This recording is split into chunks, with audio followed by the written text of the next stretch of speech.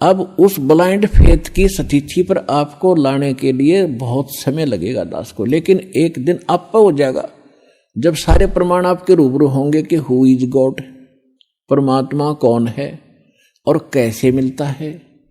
इस साधना से जो दास दे रहा है वो किन किन को भगवान मिला है, और जिन्होंने वो भगवान मिला है तो उन्होंने उसका वर्णन क्या किया है, कैसा बताया है। तो वही साधना जिन महापुरुषों ने जिस साधना के करने से परमात्मा मिले हों और वो आपके रूबरू कर दिया, क्योंकि आप स्वयं नहीं पढ़ सकते अध्यात्म लिटरेचर को, उसके लिए टीचर की आवश्यकता होती है सिलेबस को पढ़ाने के लिए। तो हमारा अध्यात्म का जो टीचर सिलेबस है ये पवित्र ग्रंथ है सभी धर्मों के, पवित्र बाइबल, पवित्र कुरान शरीफ, पवित्र गुरु ग्रंथ साहिब जी, पवित्र कुरान, पवित्र वेद, पवित्र श्रीमद् भगवद गीता जी। तो ये हमारे अध्यात्म मार्ग के एक सिलेबस है, पाठ्यक्रम है। और पाठ्यक्रम को गुरु यानी टीचर जान सकता है। आपको बताया कि गुरु कौन है, गुरु भगवान हो सकता है, दूसरा गुरु हो ही नहीं सकता।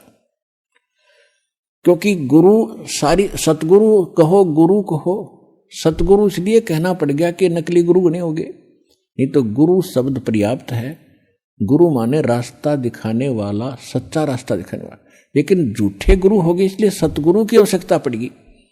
तो सतगुरु कहो और उसको गुरु कहो, परमात्मा ही आते हैं और वो ही गुरु हो सकते हैं, और गुरु है ही नहीं। बाकी तो गुरु सभी आपको बता दिया, किसी ने बाल काटने सिखा दिया उसका गुरु हो गया, ये छोटी मोटी अध्यापक शिक्षा को अक्षर ज्ञान करा दिया उसका वो गुरु हो गया। ये गुरु अलग है। अध्यात्म मार्ग के गुरु का सत्संग में रोल होता है।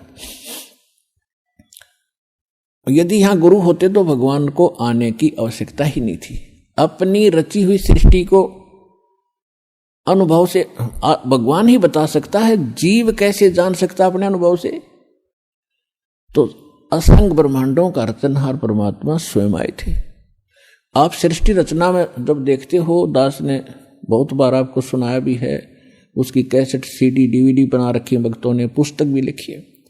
तो सृष्टि रचना के ऊपर ब्रह्मा जी से पूछ रहे हैं नारद जी, नारद जी से पूछ रहे हैं व्यास जी, और ब्रह्मा जी कहते हैं जी मुझे पता नहीं, मैं तो कमल के फूल पर बैठा था, मैं कहां से जन्म हो गया बताओ। और गीता ज्ञान दाता ब्रह्मा विष्णु महेश का पिता है। ये कहता है गीता अध्याय नंबर 10 के श्लोक नंबर 2 में कि मेरी उत्पत्ति को ना ये देवता जानते ना ऋषिगण जानते, क्योंकि ये मुझसे उत्पन्न हुए हैं। तो पिता की उत्पत्ति को, डेट ऑफ बर्थ को बालक बच्चे कैसे बता सकते हैं? वो तो दादाजी बताओगा, वो दादाजी बताएगा। उस पिता की भी जन्म तिथि और जीवित हो गया तो पोता पोतियां की भी जन्म तिथि, वो दादा तो कंप्लीट बता सकता सबकी। तो इसी प्रकार ये जो ब्रह्मा विष्णु महेश ये काल से उत्पन्न हुए हैं, ये नहीं जान सकते, उस अपने बाप की भी उत्पत्ति नहीं जानते, तो ब्रह्म की यानी काल की।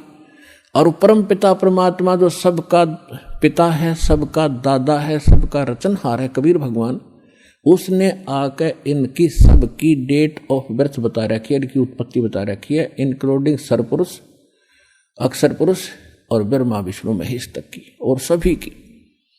अब कहने का भाव यह है कि इस ब्रह्मांड के अंदर ब्रह्मा जी सबसे पहले गुरु माने जाते हैं, और ब्रह्मा जी से ज्ञान हुआ विष्णु और शंकर जी को। उसके बाद सभी ऋषि महर्षि दक्ष आदि ऋषियों को हुआ, वो ज्ञान हम तक था। तो ब्रह्मा जी खुद कहते हैं मुझे नहीं मालूम मैं कहां से जन्मा, मैं तो कमल के फूल पर बैठा पाया अपने आप को। तो ये गुरु है, लेकिन सतगुरु नहीं है, इनकम्प्लीट गुरु है, तो ये भगवान नहीं है। ठीक इसी प्रकार उस पूर्ण परमात्मा ने आकर सारा मार्ग बताया, और वही परमात्मा है और वही गुरु रूप में आए। तो यहां उस गुरु का रोल शुरू होता है।